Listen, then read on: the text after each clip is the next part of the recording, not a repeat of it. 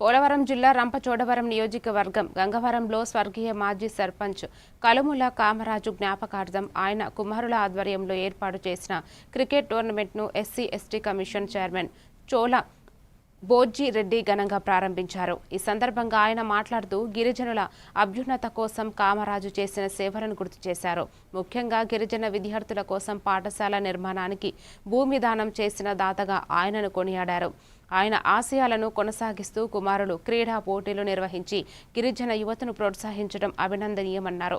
కార్యక్రమంలో వివిధ రాజకీయ పార్టీల నాయకులు, కార్యకర్తలు పాల్గొన్నారు.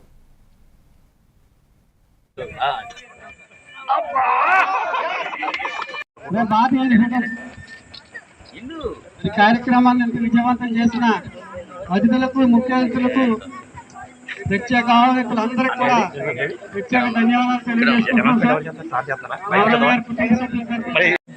అలాగే యువత కూడా నాకు విన్నపం ఏంటంటే ఆరోగ్యంగా ఉండాలంటే ఆటలు ఆడాల్సిందే. ఆటలు ఆడుతున్నామంటే మనం ఆరోగ్యంగా ఉన్నట్టుగానే మనం భావించవచ్చు.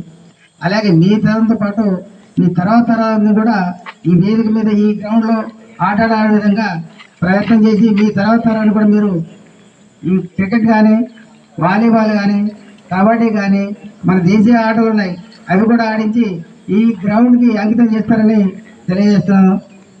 ఆట ఆడడం వల్ల దేశాన్ని ఆరోగ్యవంతంగా ఉంటాం, శక్తివంతంగా ఉంటాం, మనసులో కల్మషం అనేది ఉండదు. అందరం సమిష్టిగా గెలవాలని ఒక ఒత్తిడి చదవకుండా ఆట ఆడి అందరూ ప్రైజులు పొంది మంచి పేరు తెచ్చుకోవడం. అందరూ పట్టుకోండి.